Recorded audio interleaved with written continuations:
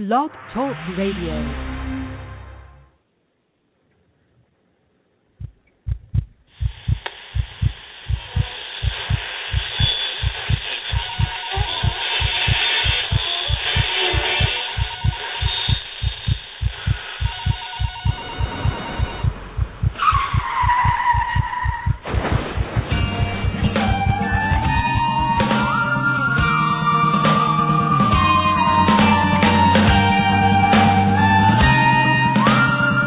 Your experience begin right now. From high atop the mountains of British Columbia to you listening around the world, this is Spaced Out Radio. You can follow us on our website, spacedoutradio.com, on Twitter, @SpacedOutRadio. Give our Facebook page a like, Spaced Out Radio Show. You can follow us on Instagram, Dave Scott, SOR, or on our YouTube channel, Spaced Out Radio Show.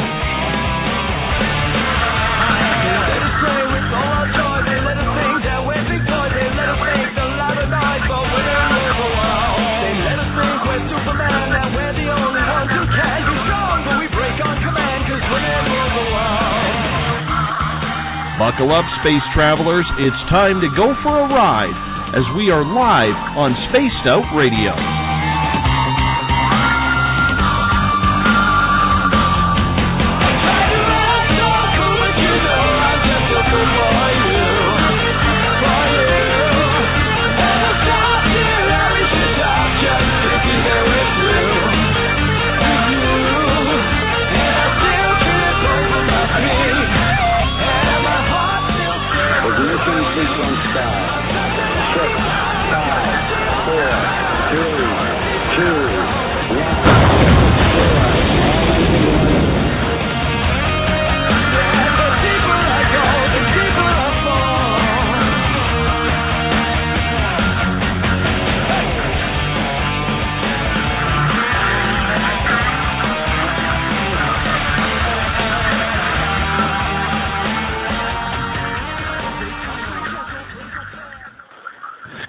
Welcome to Space Out Radio tonight. I am your host, Dave Scott, and thank you for tuning in to the Space Out Radio Network at spaceoutradio.com.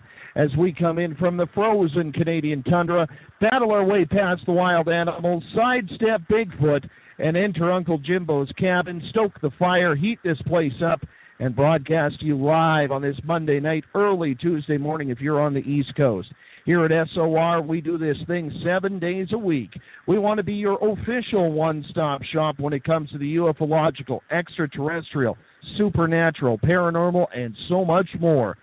And if you've noticed, we have a new kick-ass theme from guitar god Ron Bumblefoot Thal. You can check out his new album, Little Brother Is Watching, by going on to spaceoutradio.com.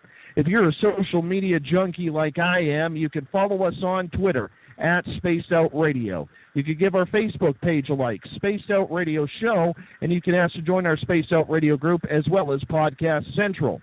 On Instagram, you can follow me at Dave Scott, SOR, subscribe to our YouTube channel, Spaced Out Radio Show, and of course our website has a new look as of 2 hours ago, spacedoutradio.com. We're pretty excited about it. At this time, we'd love to give a shout-out to our fans in the Spaced Out Radio chat room, along with our fans at Paranormal Into the Night and Paranormal Forum. At Paranormal Into the Night, the man who runs it, Dino Ewalt, we want to say happy birthday to you at the lovely age of 25 today. Happy birthday, our friend. If you head to our website, spacedoutradio.com, you can check out Cat's Corner. Psychic Catherine Fallman will answer one lucky listener's submitted question per week. Tonight's show is brought to you by Rivulet Reiki and Readings, providing healings in person or at a distance. Spaced Out Radio listeners receive a 10% discount on pricing. PurplePlates.com. Help heal your body, mind, and soul. Drop into their site and heal yourself today. 80,000 people a month read the new Agora newspaper. Find out what's happening around the world regarding politics, health, supernatural, paranormal, and much more. And if you have an iPhone and you have $1, you could download the Spirit Story Box. Spirit Story Box, the official ghost hunting app of Spaced Out Radio. The personal encounter with extraterrestrials can be enlightening or frightening as we take a tour down Contact Road again. Coming on for the second time on Spaced Out Radio is Reverend John Polk. John is the author of Yahweh, the Biblical God is an Alien. He's also a member of Free Experiencers in helping guide and mentor people who are either being abducted or contacted by extraterrestrials on a regular basis. Tonight, we are going to talk with him about some new information and research that John has come across when it comes to the experiences of people. He catalogs every detail, trying to find patterns as to what people are experiencing, from the good all the way down to the downright nasty. John will also talk about what people can do to try and control the invasions of privacy, since many are of a malevolent nature to begin with. Reverend John Polk, we bring you into Spaced Out Radio Land. How are you? I'm great. Thanks for having me back. It's an absolute pleasure to have you back on the show. We just had you on a couple of months ago. But you know what? When these topics come up, we have to make room in order to get these topics out there. So how you been since the last time you were on the air? I've been busy. Been traveling, been doing a number of other radio shows. I've been doing my own radio show as well. Been trying to put a bow on my next book, and I had a lot of UFO sightings and close encounters myself over the last few months, more than I have in the last year. So everything's ramping up, and it's all ramping up for a reason, if not many reasons. Since the last time you were on, if you've been having so many different experiences and sightings, what do you think has brought that on? You know what I've learned is that there's a general consensus that it's not me that's special or unique, that it's happening to a lot of experiencers also. So what does that translate into? It translates into ET coming closer to us. Why? Begs the question why. Well, there's got to be many reasons why, but I think that we're approaching disclosure. Every day that we don't have disclosure, we're one day closer to disclosure, and that the experiencers are going to be the ones who usher in disclosure before our collective governments do it. Before we reintroduce who you are and what you're about, I'm very curious to get your opinion then on the pressure that John Podesta is putting on Hillary Clinton, that if she gets into the White House as the first female president, that he wants the UFO files and disclosure to happen, and he wants to announce what's truly hiding out at places like Area 51. What do you think about that as a researcher in the UFO field? One thing that I know is that individuals like John Podesta and experiencers around the country and around the world, we have a connection with our higher self. And part of our higher self is extraterrestrial. Extraterrestrial being defined as something that is not of this earth. And as I do know and understand and write about the quantum hologram theory, which postulates that we exist in a multi-dimensional existence. So my God self, or my soul, since it's omnipotent, it's the part of God that God lends to me for this lifetime. Since it's omnipotent, it exists in all dimensional planes as well, not just the 3D earth plane. And since it exists in all dimensions, I exist in a higher dimension, and my higher alien self knows all about my more primitive earth self. And my earth self is still learning how to communicate with my higher alien self.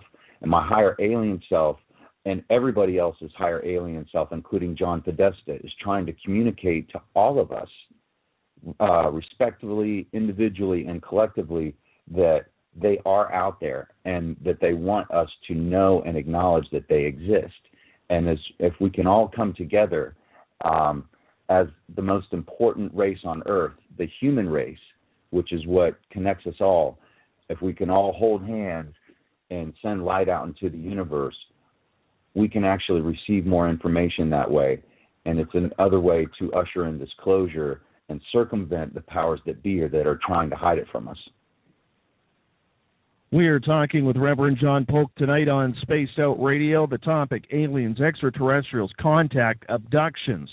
And we have him on live for the second time in about 3 months. John, we always appreciate you coming on the air. For people who don't know you, John, I would love it if you took the time to explain how you got into the field of extraterrestrials and aliens. Started when I was a child. When I was 5 years old, my mom would do the Ouija board with me. And I'm not a proponent of the Ouija board, but what I do believe that it did is that it opened my body, mind, spirit to another higher collective consciousness.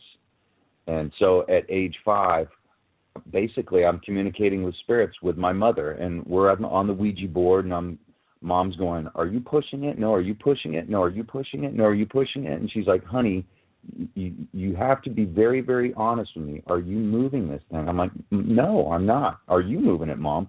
"No."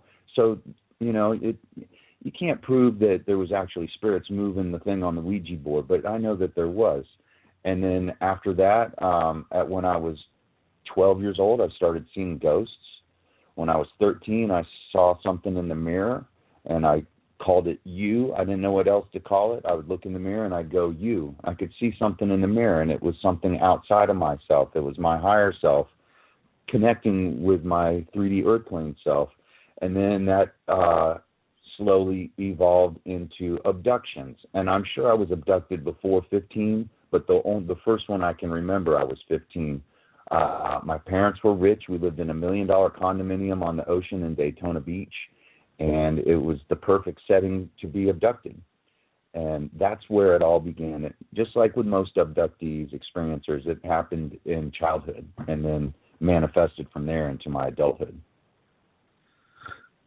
John, did you think it would become a life path for you when you first started having these experiences, or did you think you would go to college? I know you have your broadcasting degree as well.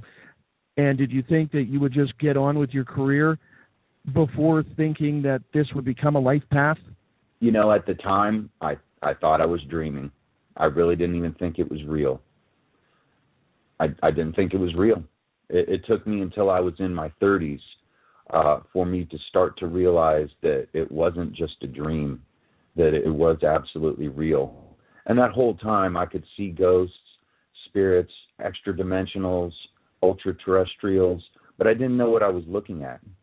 I didn't know until I met a girl who was much older than me, but very spiritually wise, and we're laying in bed one night, and I'm looking up at the ceiling, and I see some paisley kind of like an orb with a tail kind of swimming around in the ceiling, and she could tell I was seeing something.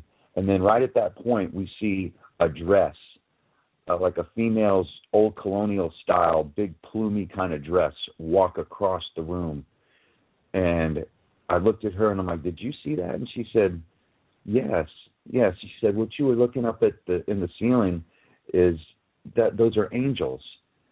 And I'm like, "Those are angels?" She said, "Yeah." I said, I've been seeing them my whole life, but I just wasn't putting it together that those were angels." And she said, sometimes we think we're seeing angels, but really they are the omnipotent soul of an extraterrestrial who can remotely send their God self or soul to us when they're in a different physical location. And that's a hard concept to grasp. But the second that she said it, it made complete and total sense to me. And so I was maybe 31 years old before I really started to put it together. And it took somebody older than me that I was in love with for her to explain it to me. And we both saw this dress walk across the room. And it turned out that was a female named Elizabeth that I used to be with in a past life, and she follows me around to this day. Mm-hmm. So, I'm getting chills just talking about it and thinking about it.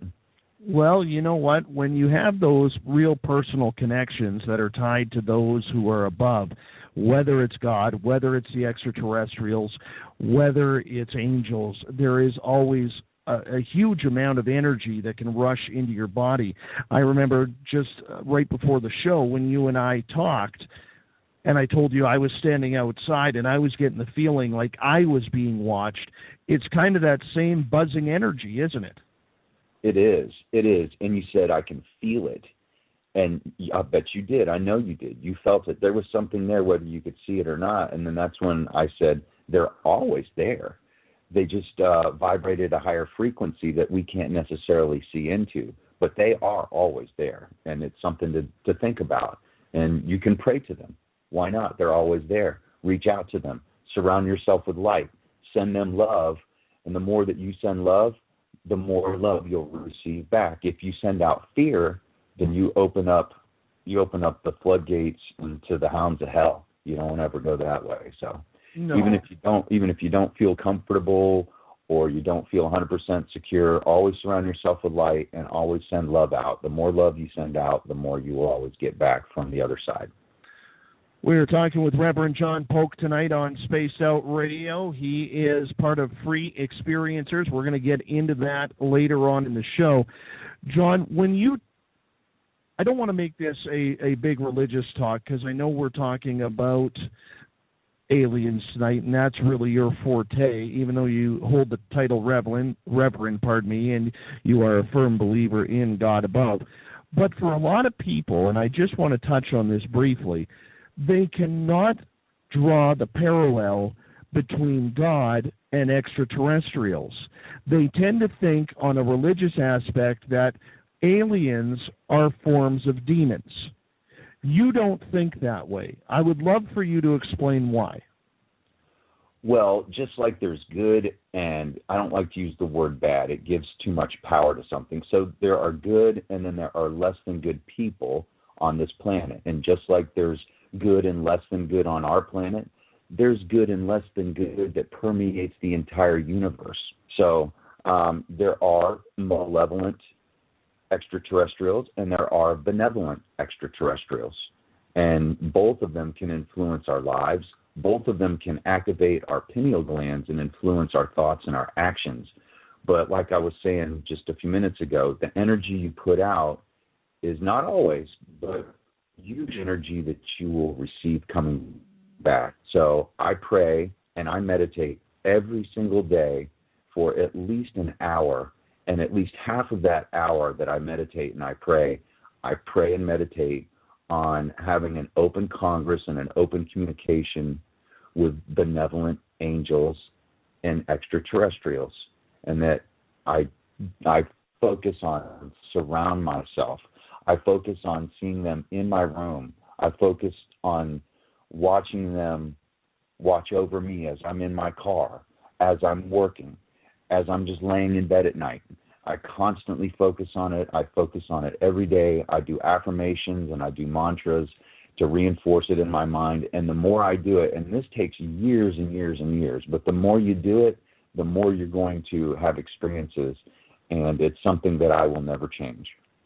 In your opinion then, John, for the experiences people are having, because that's pretty much what we're going to get into tonight, are they more of a benevolent nature or a malevolent nature in what you are seeing? Me personally, for the very most part, I'm experiencing benevolent entities, if you will. Now, we talked earlier about some certain individuals that are not receiving experiences from benevolent entities. They're receiving the exact opposite. And I did some thinking about that after we hung up, and I thought, well, I was on another show, and I used the word abductee. I said, I'm an abductee. And the host, he said, you're not an abductee. And I'm like, well, okay. And I'm like, why do you say that? And he said, because before you were born, you signed a contract to go through this experience. And I had to agree with him. So before I was born, I'm still going to use the term abductee, but before I was born, you do what you call the contract with universal God consciousness to outline the exact people, the exact angels and extraterrestrials that you are going to have relationships with your whole life. And it's not always positive. You know, you want to think that it could be always positive, but it's not.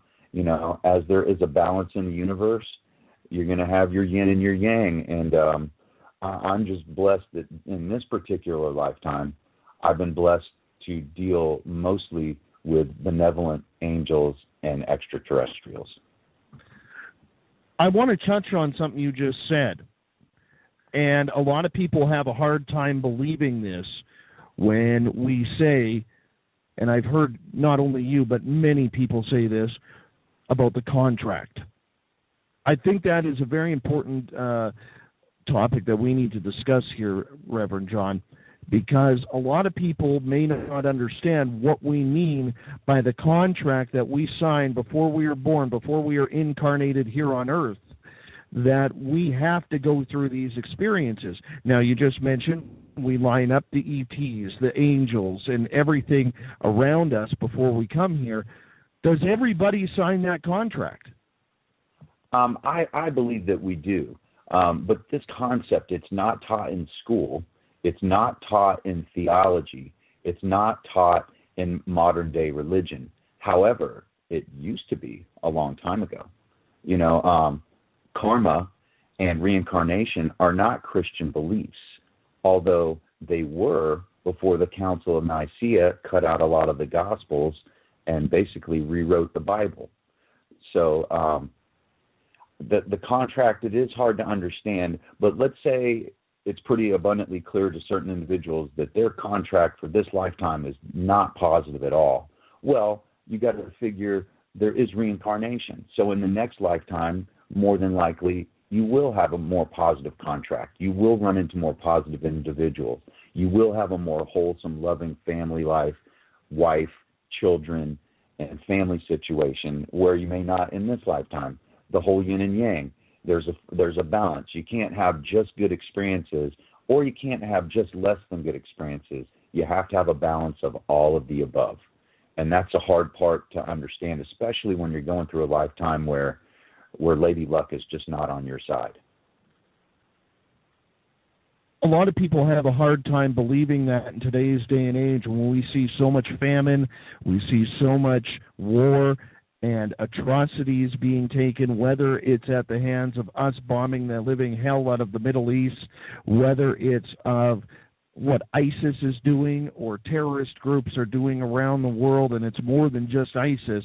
When we think of, you know, young ladies being sold and married off and sexually abused, you know, it's a hard pull for people today to actually believe that any of this is truly going on, because we see so much evil right now in regards to everything. And then when you throw in the extraterrestrial side of it, it just blows people's minds. There's no way that they can believe this information. They just cannot fathom it when they're struggling to live with what they see every day.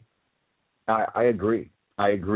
And the more the world turns dark, you know, we're going through a dark age right now, and to be honest, computers, internet doesn't help anything. It really just makes everything worse.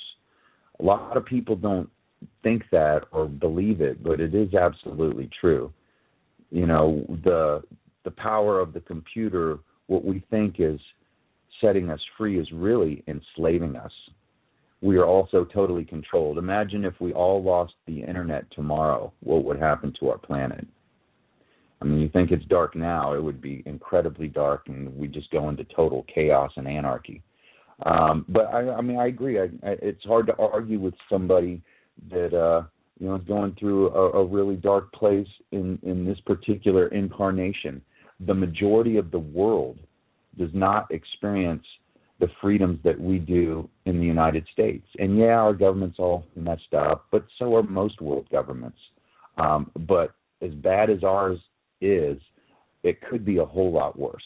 We could be living in, I'm not going to use any country names, but we could be living in another country where most people don't even have clean running water, where they don't even have, you know, a toilet. I mean, there's so many things we take for granted. Most humans on this planet don't drink clean water every day. Most humans on this planet don't have a toilet. That's hard to understand. Most people on this earth don't get 3 square meals a day. And we do. You know, we're spoiled to the point where if life doesn't go perfect here in America, that we think life's unfair. Well, trust you me, if you travel around the world, life could be a whole lot more unfair. I have a question from Gail in Paranormal Into the Night, one of the chat rooms that follows us. She is asking you, Reverend John, where is this contract referenced? it's referenced in your own subconsciousness. One way to be able to dig into your contract and find out how it's scripted is to get a hypnotic regression. A hypnotic regression done specifically by somebody that not necessarily works with experiencers, but somebody that works with past lives. And then they can show you different past lives that you've actually lived. And now here's something else that's hard to fathom also, is that the really, really good ones, and most of them are not as deep as you would want them to be, but most of the really good ones will tell you that maybe 2 or 3 lifetimes ago, you lived in the Pleiades star cluster, and that you were a luminary, light-working being. But most people that do these past life regressions, they only tell you about your Earth lives. But the way to do it is if you know how to do self-hypnosis, which I have learned a little bit of how to do, you can unearth some of these latent memories within our subconscious. But you have to dig into your own subconscious mind, whether you do it yourself or you have the help of a trained professional to do it for you. We are talking with Reverend John Polk tonight on Spaced Out Radio, the ET Experience. Can we help ourselves when these incidents happen? We're going to find out about that right after the break as you're listening to the new Spaced Out Radio. Check out our new website, spacedoutradio.com. About 2.5 hours ago, we refired it up. We have a whole new look, whole new attitude as we are pushing forward with Spaced Out Radio. I hope you have a look during the break. You're listening to Spaced Out Radio. I am your host, Dave Scott. We'll be right back after this break. This is Patrick Webster Small, and I'm going to bring you the Webster Phenomena right here on Spaced Out Radio, Monday night at 8 p.m. Pacific Time. Every week, I'm going to bring you the freshest information on the globe. I'm bringing you guys the truth, extraterrestrials in the sky, prophecy, chemtrails, rainbow spot, the seventh angel, biblical skies, ancient gods, ghosts, spirits, see it, hear it. So let's do this every Monday night. I'll see you back here at 8 p.m. Pacific Time.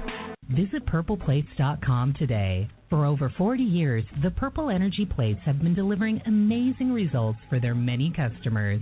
Inspired by the great genius Nikola Tesla, the harmony, healing, and energetic effects of the plates have proven over and over to be beneficial and often miraculous to thousands of customers. With their money-back guarantee and the many benefits, how can you afford not to get one? Check their site for daily specials and choose from their many energy products. You won't be sorry. Visit them today at purpleplates.com for mind, body, and spirit, and expect a miracle. You hear footsteps in the empty room above you. A rocking chair begins rocking by itself. Don't be afraid of the things that go bump in the night. Reach for Spirit Storybox, the iPhone app the Huffington Post UK called the only ghost hunting app you will ever need. Spirit Storybox. The spirits are telling their stories. Are you listening? Did you know that Spaced Out Radio is live 7 days a week? This is Jim Tyson, host of Spaced Out Weekend. You can listen to my show, Spaced Out Weekend, every Saturday and Sunday night starting at 1 a.m. Eastern, 10 p.m. Pacific. On Spaced Out Weekend, we like to delve into the paranormal, even the newest technologies that have enhanced modern-day ghost hunting. And sometimes, we'll get a little creative and dabble into the crypto world, UFOs, and much, much more. So tune in at www.spacedoutradio.com on the weekends and listen to me, Jim Tyson, on Spaced Out Weekend. Hi there, this is Jolene with Rivulet Reiki and Readings, and I want you to relax. Let me help you chill out and get in touch with your body, mind, and soul. In this busy world, sometimes we need to let go, and this is where I can help. Visit my website, rivuletrndr.wix.com/rivuletrndr, or my Facebook page, Rivulet R&R, to set up an appointment for relaxation, Reiki, or readings, no matter where you are. Spaced Out Radio listeners will also receive 10% off their first visit. It's time for you to make time for you. The Spaced Out Radio Network can be found at spacedoutradio.com. Hi there, this is Dave Scott. Here you can join the latest on our weekly shows and news from around the world involving UFOs, cover-ups, cryptids, ghosts, and more. Read articles from our very talented staff and check out our weekly tarot card reading from Psychic Catherine. You can also sign up for free on our forum and tell us about your experiences. SpacedOutRadio.com. Always live, always interactive. Ready to find out what's flying up in the sky? Me too. Hi there, this is Rich Giordano. Please join me every Sunday night at 7 for the AZ UFO Show. It's a fast and compelling 2-hour show on UFOs, extraterrestrials, conspiracy theories, and much more. Every week we will have great guests and great topics to try and answer the ultimate question, are we alone in this universe or not? So tune in to the AZ UFO Show with me, Rich Giordano, right here on the Spaced Out Radio Network at spacedoutradio.com.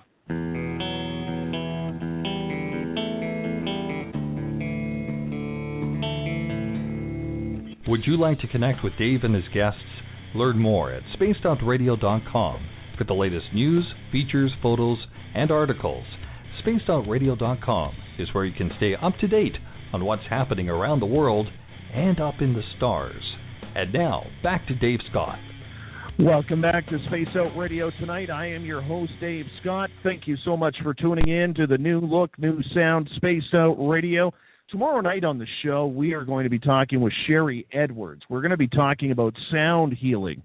It's going to be a fun show. And so Sherry Edwards tomorrow night on the show. Hey, do me a favor. Check out our new look Spaced Out Radio website. New banners, new look.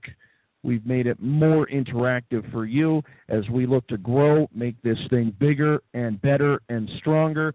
We're hoping this week that we're going to be doing some test shows on Spreaker, so that way we can make the move from Blog Talk Radio over to Spreaker very, very soon.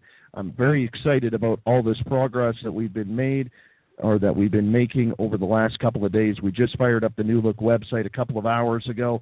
Have a look and tell me what you like. You can visit me on Twitter at Spaced Out Radio. Let me know. You can join us on Facebook, Spaced Out Radio Show. Give our page a like or join our Spaced Out Radio group. On Instagram, I can be followed at Dave Scott, SOR. And, of course, our website is spacedoutradio.com. We also have a YouTube channel, Spaced Out Radio Show. You can subscribe to that today. Tonight we are talking extraterrestrials, abductions, contact with Reverend John Polk. John, I bring you back in here. Thank you so much for being with us tonight. I'm enjoying the conversation. Yeah, me too, my friend, and I know our audience is as well. Before the break, we were talking about the contracts that we all sign before we go into this reincarnated life. And it was very interesting because a lot of people don't know how to access that.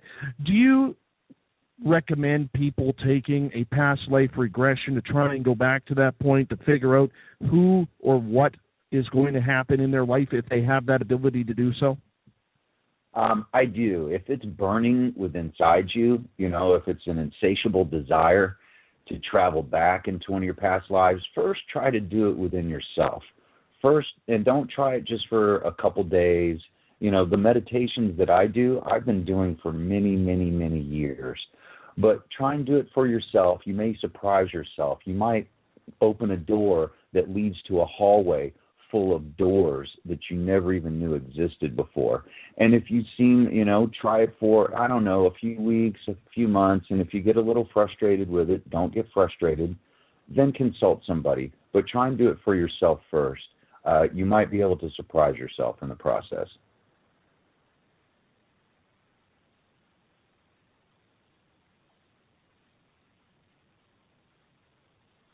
Hey, Dave. How are you? When we talk about contact, and right before the break, we talked about whether or not it was of a benevolent or malevolent nature. And last week, I had a gentleman on by the name of Bob Mitchell, who spent 40 years as a journalist with the Toronto Star. And we talked about this in regards to him being Canadian, me being Canadian. And here in Canada, it seems, let's say 9 out of every 10 people in a very informal stat who have extraterrestrial contact are having very benevolent experiences. Compare that to the United States, where it seems that there is a lot more of a malevolent nature of these stories coming out. Why do you think that is? A big part of it is because of our media. Our media, if you turn on especially any kind of news, it's so negative. It preys on our fear, and therefore it makes us fearful. And if we are fearful, then we send out fearful energy. And what happens when you send out fearful energy? The other side will bring it back to you in a different manifestation. I watched a special on Canadian media versus American media. And Canadian media, I've never lived in Canada. I can't honestly say I've watched your local news or your national news. But from what I understand from this special that I saw, you'll do more human interest stories and not focus on all the murders and the rapes and just all the negativity, all the war. I mean, you will touch on it some, but you won't base 80% of your news on the most negative, dark information that's out there. But in America, the media is controlled, and it's controlled to the fact that they want us to receive mostly dark, negative energy, I guess to just put us in a constant state of fear, maybe to make us want to rely more on the government. I'm making an educated guess here, but the energy that we put out is more of the energy that we're going to receive. And if all of our news, everything's based on sex anymore on television, even our commercials are based on sex. And to me, it can be funny, but it's really not. It's more negative. So I think that a big part of it is that we are brainwashed by our popular media and pop culture here in the United States. Do you think it's that bloodlust that the media has down there, that they want to concentrate on the negativity of the extraterrestrial contact? They do. And my mom brought up a very good point a number of years ago, which she said, if you notice, if you watch any show or any movie about extraterrestrials, it's almost always very negative. It's almost always about them coming in and taking over and making us slaves. And granted, that could happen, but I think that that's just a small faction or fraction of the ETs that are out there. There are benevolent ETs out there. Otherwise, we would be living as a slave culture right now. I don't like the way that the movies portray extraterrestrials. Name a movie, especially, or even a TV series in the last 5 to 10 years that showed how the ETs were coming to Earth to help mankind. And that's a very, because if so many people are having positive contact, it would really defy the odds that we're focusing on the one or two negative aspects. But like you said, the media down there in the United States really loves to focus on that negative aspect of the stories because, let's face it, blood and sex sell. It does. It's sad that that's what we find as entertainment anymore, but we're also culturally conditioned and programmed to believe that that's what entertainment is, and it shouldn't be like that. For sure. We are talking with Reverend John Polk tonight on Spaced Out Radio. He's a member of the Free Experiencers. John, I want to get into what the Free Experiencers are all about here, because a lot of people don't know about this group that was started by Dr. Edgar Mitchell a couple of years ago. He has since passed earlier this year. He was the 6th man to walk on the moon. What is the Free Experiencers all about? Well, FREE actually is an acronym for Foundation for Research into Extraterrestrial Encounters, and it has 3 basic tenets: research, education, and support. The majority of FREE is scientists, which I can honestly say that I don't really represent the scientists at all. I do understand the science to varying degrees. I do understand the quantum hologram theory, which is part of my way that God is amazing. Dr. Rudy, Emeritus Professor of the Harvard-Smithsonian. He's an astrophysicist. Unfortunately, he's dealing with some incredibly bad health problems right now. But he is the executive director of the board of trustees for the Free Foundation. Dr. Edgar Mitchell, maybe I'm guessing 5 or 6 years ago, approached a gentleman named Ray Hernandez, who is one of the co-founders for Free, and told him that he would start this foundation. And Ray teamed up with Mary Rodwell and Dr. Rudy Schild, Dr. Edgar Mitchell, and put it together. And once again, it's based on support, which is more of what I do, education, and research. And basically, they're trying to find scientific explanations to prove that extraterrestrials exist, but they do it through noetics, and they do it through consciousness, which plays into the quantum hologram matrix we're part of, and back to what I was talking about earlier about a multidimensional existence. Just like in the movie The Matrix, Neo had his physical Earth self, but, you plug that thing into the back of his head, and then all of a sudden he's in the mainframe of a computer, and the sky's the limit. And that's kind of what they're trying to explain through the quantum hologram theory as it applies to science. Now, as I deal more with experiencers, that's more where noetics or studies of consciousness come into play. And I could explain it a whole lot more, but in a nutshell, that's the best way of explaining what the Foundation for Research in Extraterrestrial Encounters is, the acronym FREE. Mm-hmm. When you joined that group, what made it so attractive for you as not only an experiencer, but someone who is studying this career, that you wanted to make sure that you focused in on helping other people? Ray Hernandez. Ray, I befriended him by way of the phone and email, and he's the kind of co-founder of a big organization that has over 20 PhDs that work with this foundation. But Ray makes a deliberate point to talk to everybody. It's important to him to talk to everybody that volunteers for this organization, whether you're a PhD from the Harvard-Smithsonian, like Rudy Schild, or you're me, or you're anybody else. He wants to make everybody feel like they are important. And because he made me feel like I was important, it made me want to volunteer, work for no money to try and help out this cause. I thought it was a noble cause, and it gave me a kind of a sense of family, because a lot of the things I'm talking about right now, I can talk about on radio shows, but I can't talk with people that I work with or even a lot of my close friends. So I have to give all the credit to Hernandez. And then that turned into me going up to Experiencer Speak 3 conference, which is where I met R. Keith Andrews. And then that's where we saw the Blue People last year in August 29th of last year on the full moon. What was that experience like, seeing the Pleiadians in that conference? It changed my life forever. It changed R. Keith Andrews' life forever.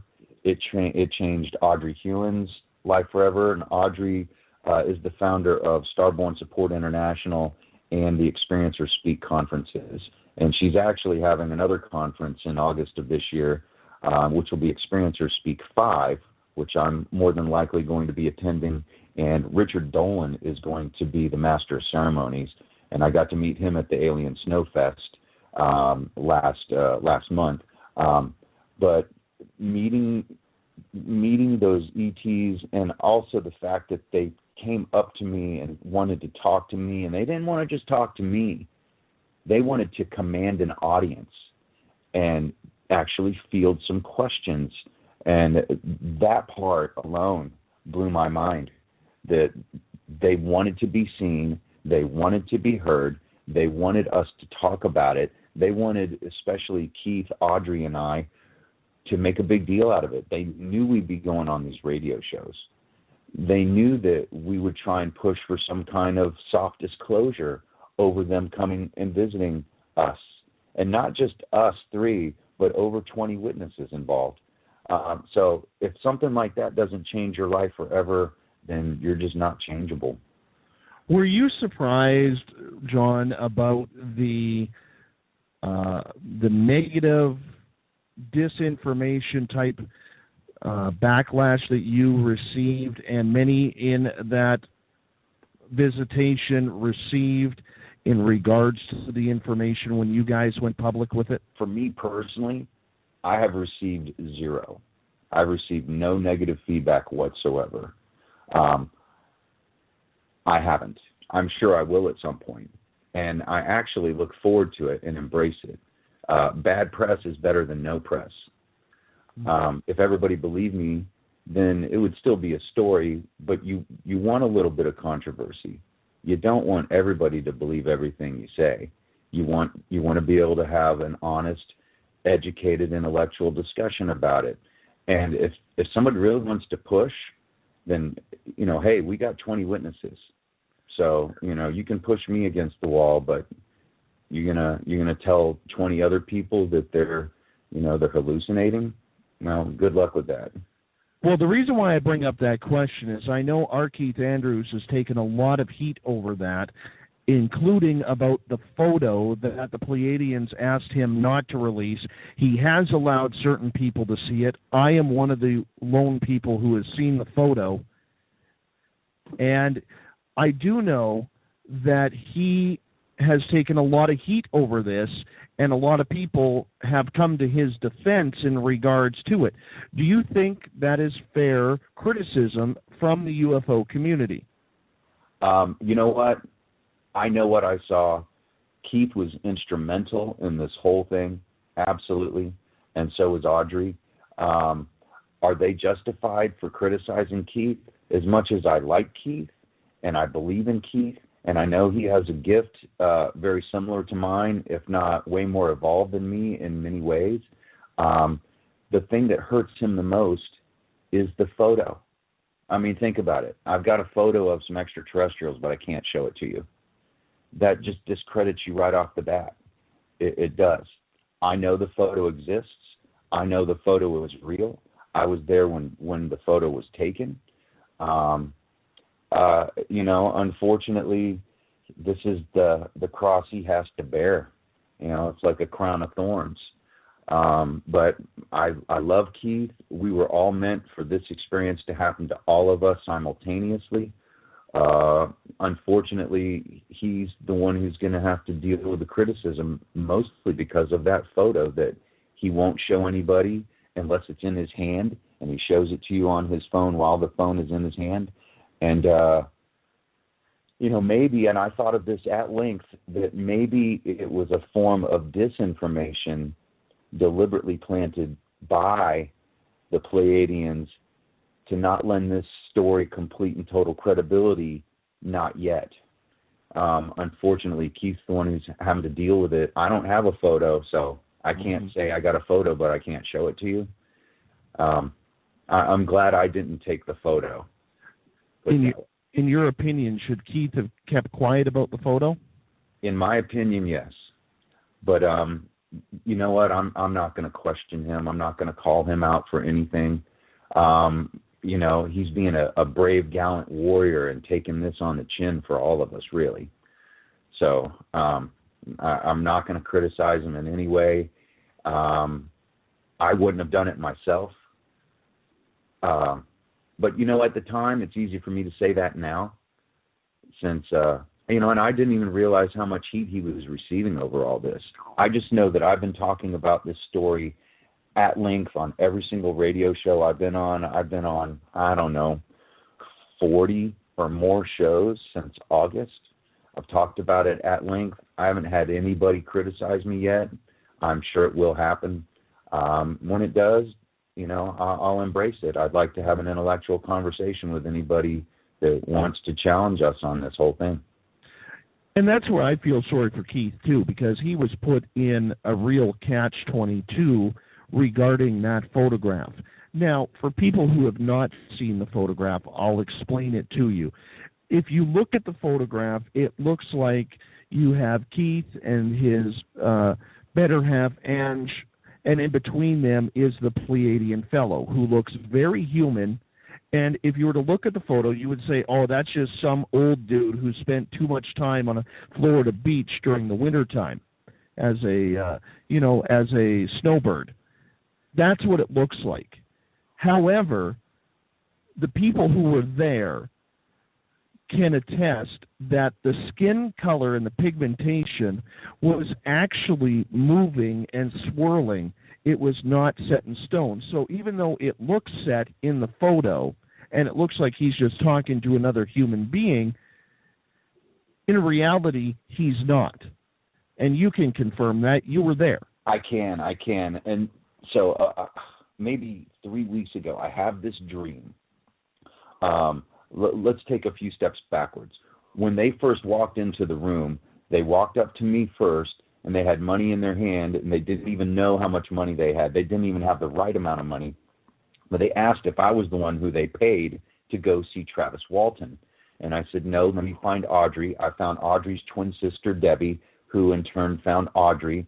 Audrey pulled them aside because they had just dimmed the lights because we're about to play Travis's new DVD entitled Travis. And that's where Audrey really realized, man, these guys are blue. I mean, their skin is actually blue. And they didn't know how much money that they had. So she's like, if you give me these, we'll just call it even. They didn't even have enough money.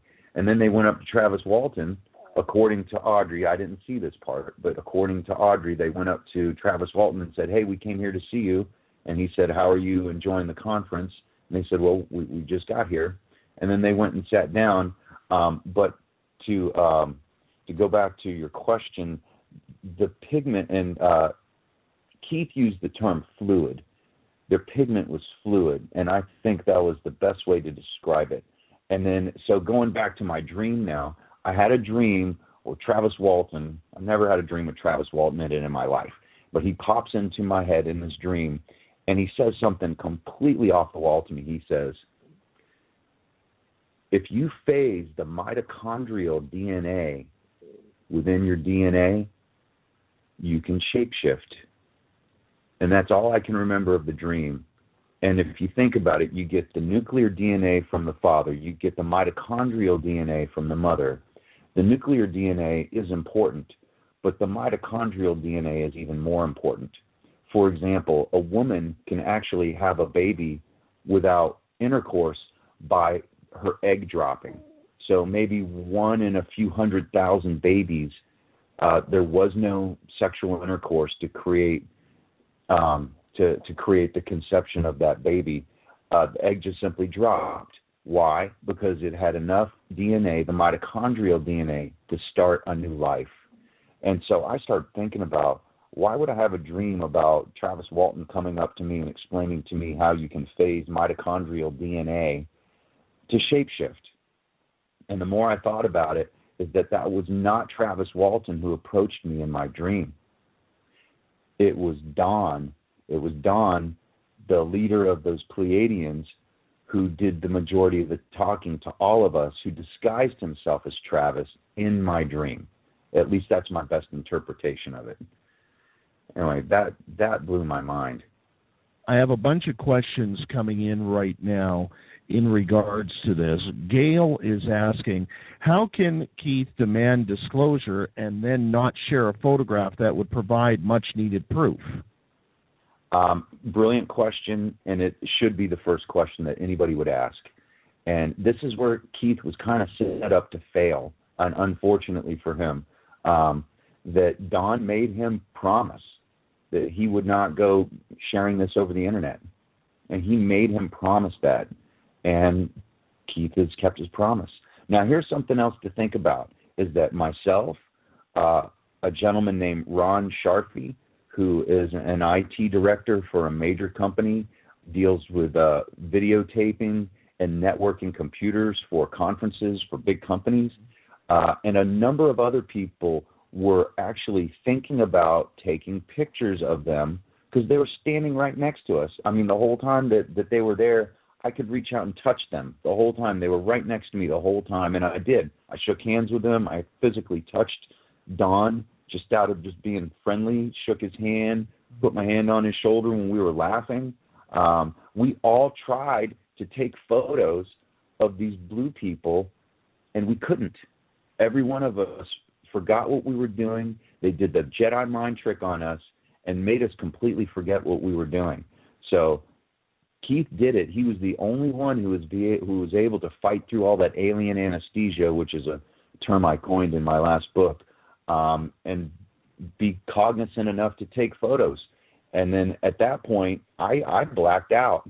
I blacked out and lost time for I don't know how long I lost time. And so did Ron Sharfie, and Audrey blacked out too. A number of people blacked out. And then I started asking questions like, why did Travis Walton not come back after his presentation just to get a better look at him? Why not? He's the world's most famous abductee in world history. Why would he not want to come back and at least get a better look at him? Audrey, it was her conference. She put on 4 of these conferences. Why would she not want to come back over after she knew who entered the conference room? Why would she not want to come back over and get a better look at him? They did a Jedi mind trick on all of us, except for Keith. And I think because Keith has been abducted more than I have, that he was able to fight through it, and he was the only one who was cognizant enough to take a picture. But really, to his demise, I didn't realize how much criticism he was taking for this, but it should have figured that it would happen to him. We are talking with Reverend John Polk tonight on Spaced Out Radio, Alien Contact, Benevolent, Malevolent. We'll ask more of your questions right after this break. While we're at break, go to our new look Spaced Out Radio website at spacedoutradio.com.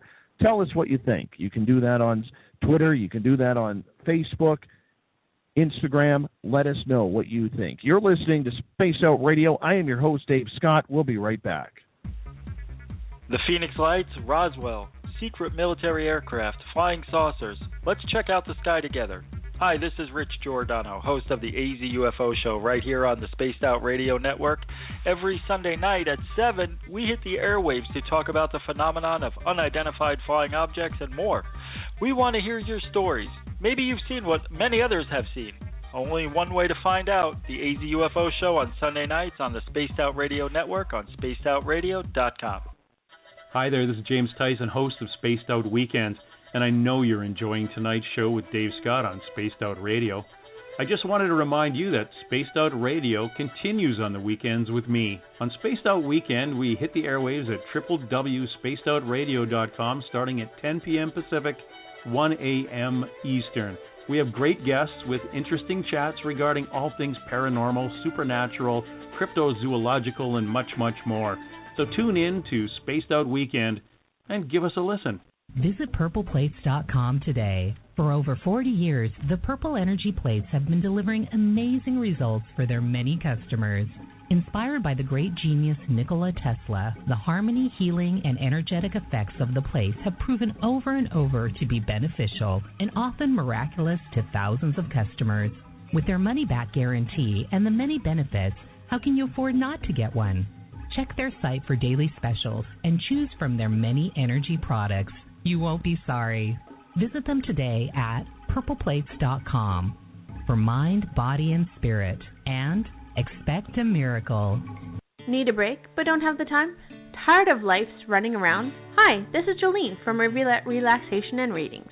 Let me help you in your time of need. From Reiki to realm readings, I can help provide you therapy for your mind, body, and soul. Check out my website at rivuletrndr.wix.com/rivuletrndr. And if you're a listener of Spaced Out Radio, receive 10% off your first session. Rivulet Relaxation and Readings. And don't forget to give my Facebook page a like. It's time for you to make some important time for you. The Spaced Out Radio Network can be found at spacedoutradio.com. Hi there, this is Dave Scott. Here you can join the latest on our weekly shows and news from around the world involving UFOs, cover-ups, cryptids, ghosts, and more. Read articles from our very talented staff and check out our weekly tarot card reading from Psychic Catherine. You can also sign up for free on our forum and tell us about your experiences. SpacedOutRadio.com. Always live, always interactive. The Webster Phenomena airs on Spaced Out Radio on Monday nights at 8 p.m. Pacific Time. I'm your host, Patrick Webster Small, and I discovered extraterrestrials in the atmosphere, which led me to more discoveries, developing the Webster phenomena, which is the occurrence of extraterrestrials throughout nature. I will explain the Webster phenomena and all my recent discoveries every Monday night at 8 p.m. Pacific Time, right here on Spaced Out Radio. You hear footsteps in the empty room above you. A rocking chair begins rocking by itself. Don't be afraid of the things that go bump in the night. Reach for Spirit Storybox, the iPhone app the Huffington Post UK called the only ghost hunting app you will ever need. Spirit Storybox. The spirits are telling their stories. Are you listening? Want to call in to Spaced Out Radio? You can. 1-607-203-5344. You can tweet us at Spaced Out Radio or send us a message on Facebook at Spaced Out Radio. And now, back to the show. Here's Dave Scott. Welcome back to the new sound of Spaced Out Radio. How y'all doing tonight? If you haven't checked out our new look Spaced Out Radio website, go to spacedoutradio.com. We fired it up about 3 hours ago. I think it looks hot. It's a lot more easy to navigate, a lot more interactive. And check out the Ron Bumblefoot Thal page because he is the new sound of Spaced Out Radio. Yes, he is the former lead guitarist of Guns N' Roses. Incredible musician. Hey, if you want to follow us on Twitter, you can do so at Spaced Out Radio. You can give our Facebook page a like, Spaced Out Radio Show. You can also ask to join our private Spaced Out Radio group as well as Podcast Central. On Instagram, I can be followed at Dave Scott, SOR. And, of course, our YouTube channel is Spaced Out Radio Show. You can subscribe to that. And, once again, our website is spacedoutradio.com. Tomorrow night on the show, we will be talking to Sherry Edwards. We're going to talk about sound healing. I don't really know what it is, but I'm interested to learn because anything that can heal us is for the better. Tonight we are talking with Reverend John Polk. We're talking ET abduction, interaction with humans. Right before the break we were talking about R. Keith Andrews, a famous guest here on the show, and the photograph that he has but cannot release because the Pleiadians asked him not to release it. I want to go to some questions from our listeners because they are piling up here, John. Let's start off with Eugene from Facebook. He's asking if you could name 3 things the benevolent ETs have done for humans so far. You know what? I didn't hear you. I'm so sorry. Oh, that's okay.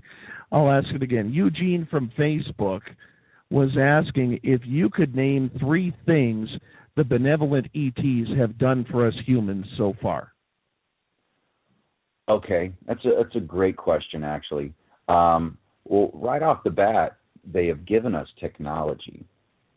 They've given us technology. Back in the day, during ancient aliens colonizing the Earth, just so we obeyed them, they would be benevolent to us. If we disobeyed them, they would pretty much just kill us. But if we obeyed them, they would make us part of the king's court. We would be able to eat high on the hog and drink wine and be able to live the court life of the king if we were close to the king. They were usually benevolent to all their people just so we loved them and worshiped them. And the reason they wanted us to love them and worship them is because they are such evolved beings that they could absorb our prayer energy and our souls and use it on the other side to make themselves more powerful. And also they brought us life. It's debatable, but I do believe that ET created man. And so they brought us the ability to have life. They brought us the ability to have life. Just so we obeyed them. They were benevolent to us for the most part, would give us technology, would make sure that we had food, and they were out to protect all their people that worshiped them. So there's a number of reasons that they were benevolent to us. But the big catch is that we had to obey them and worship them first, or they wouldn't. Okay. Dino has a question from Paranormal Into the Night. He's saying, Reverend, you say the biblical God is an alien. If he is, what kind, and also who created the alien God? That's a great question also. So Yahweh, to me, is Enlil of the Anunnaki. So to answer that question, and who created Enlil of the Anunnaki? The universal God consciousness. And that begs the question, what came first, the chicken or the egg? Well, it's debatable, but something had to create the first intelligent being. And to me, the answer to that question is the universal God consciousness. Nisa is asking, Reverend Polk, what are your thoughts about Christ? Do you believe that he may be one of these aliens who came down to Earth to help accelerate our evolution? Yes, absolutely. What I believe, and it's in my book, Yahweh, the Biblical God is an Alien, is that Yahweh created Jesus Christ. He hand-sculpted his own deity for a number of reasons. One of them was because he realized the old fire and brimstone, if you don't do what I tell you to do, I'm going to flood the earth and kill everybody. That whole mentality was starting to not work. You know, the Gnostics came out and wrote their own Gnostic Gospels and basically said that God was the devil. And I think that Enlil started to realize that if I treat humans this way, they're going to fear me. And if they fear me, you know, you receive the energy that you put out. I can't predicate their whole existence on fear. So he created Jesus Christ, a hand-sculpted deity, to bring about and usher in a new movement of love. And it absolutely worked. And he created Jesus Christ knowing that he would be killed and would die a martyr. And dying a martyr made everybody worship Jesus Christ. And when you worship Jesus Christ, guess what? You're worshiping the biblical God, who is an alien. So it was a perfect plan, and that whole concept of Jesus Christ is not unique to our planet. Enlil, or who I call Yahweh in my book, has been doing this on planets around the omniverse for many, many, many millions of years. Okay, I got a follow-up question for that. How do you know that it's been going on for millions of years around different planets around the omniverse? That's another brilliant question. I cannot prove it.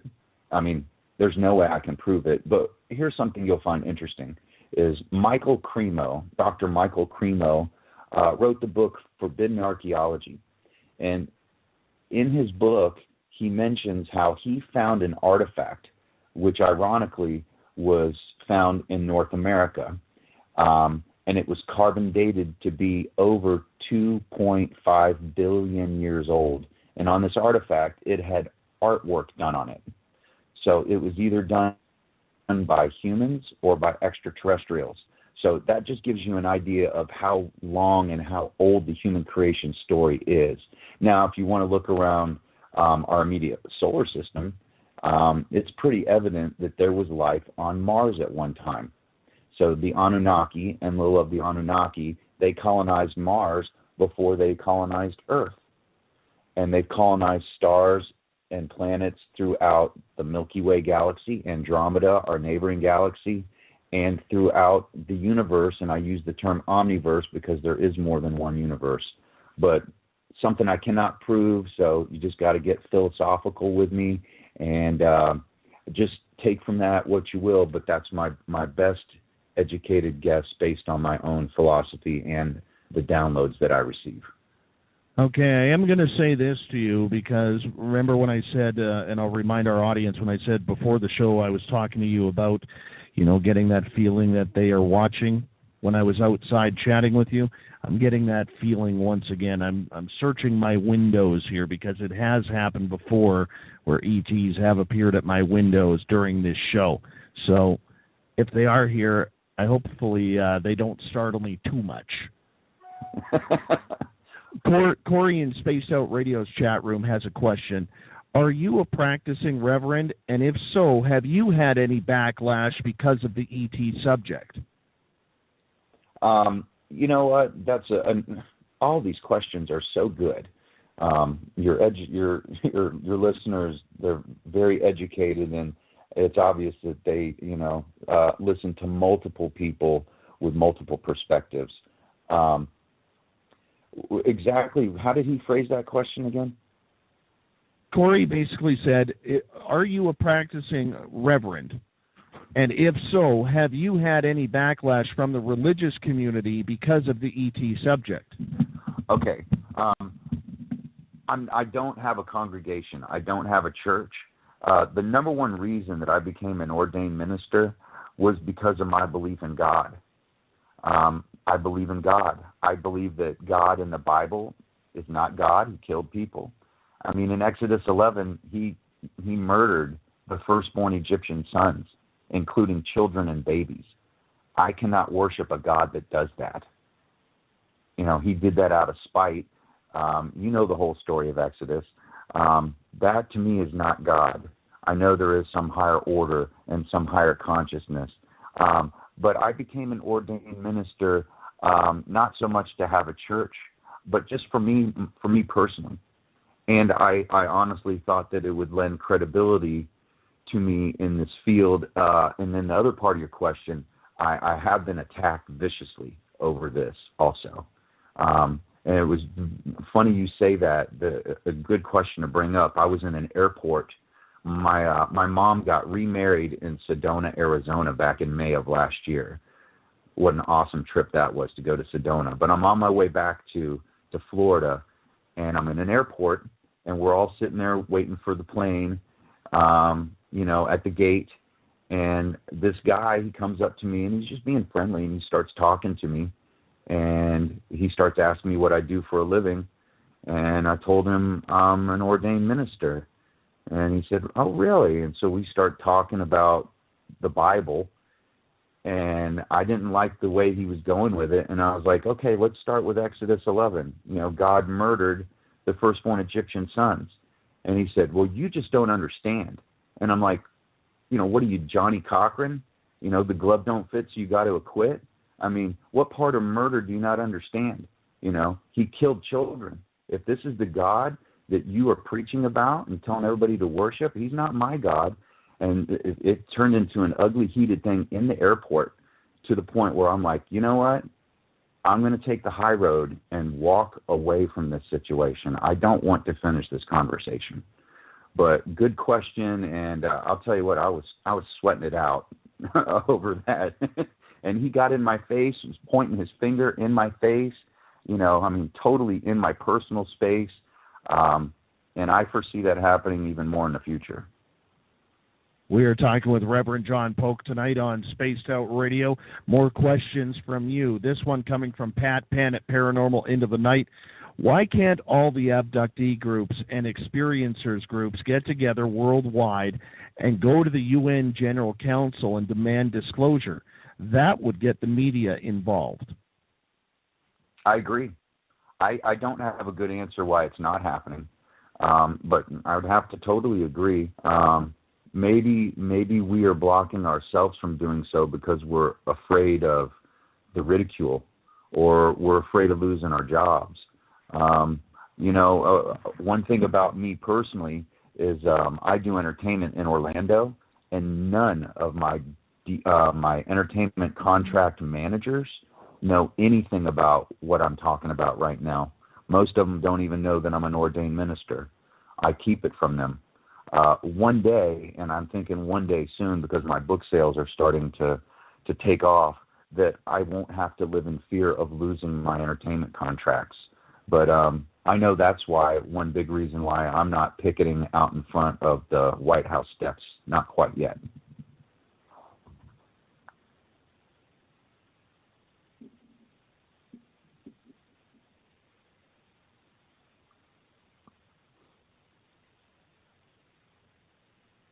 So back to you, Dave.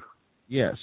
Do you see, sorry, I have to explain this. I have this very stupid mute button on my microphone. and sometimes it sticks. So I apologize about that. Okay, that's all right. All right.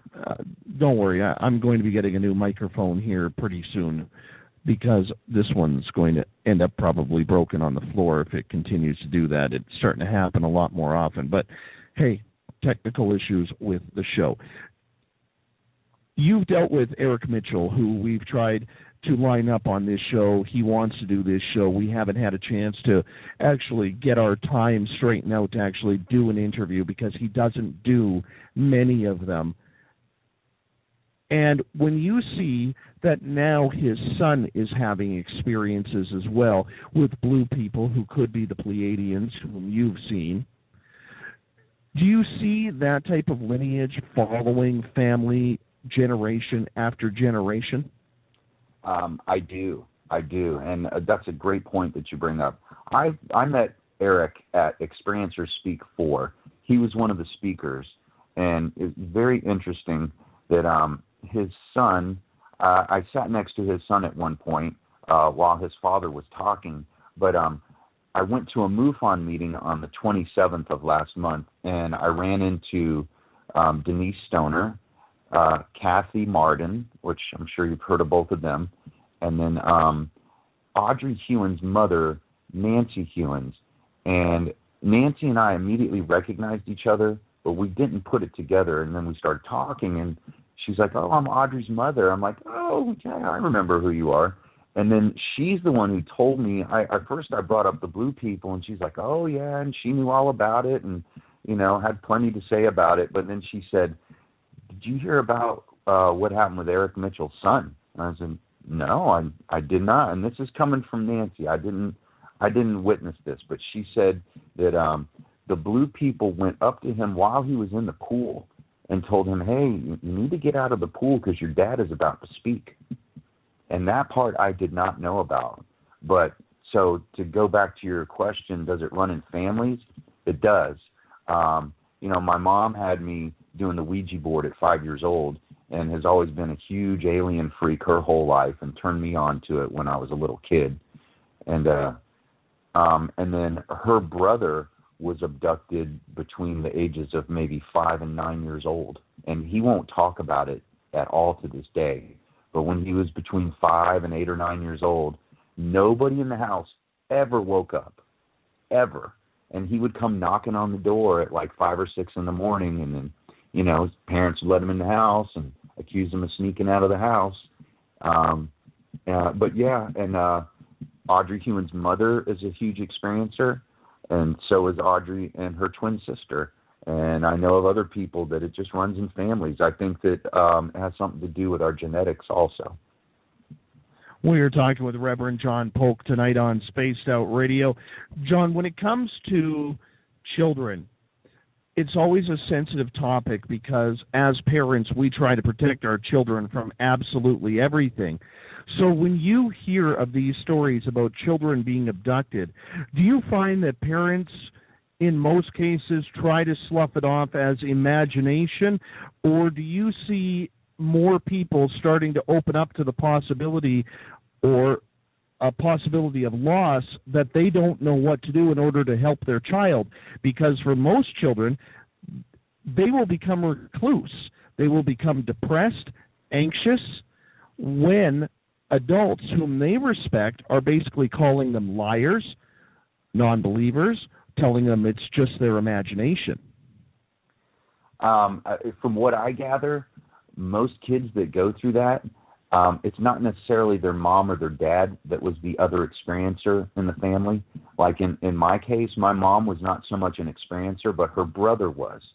And I never told my parents about any of the things that happened to me at all. But from what I gather, based on my research, most parents will slough it off, just like you said, or try and make the child think that it's just the imaginary, monster under the bed or the person in the closet, because that's the easiest way to explain it to themselves also, and not just the child they're trying to explain it to. What's your advice then for parents who believe that their children may be having these encounters?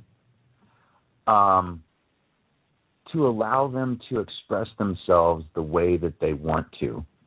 and they're just kids, and let's say it is just an imaginary friend and that it's not really an extraterrestrial. Allow that child to have that imaginary friend until maybe it becomes a problem, like if they start talking about it in pre-K to the teacher, then maybe go a different course. But I've always believed in let kids have their imagination. Don't take it away from them.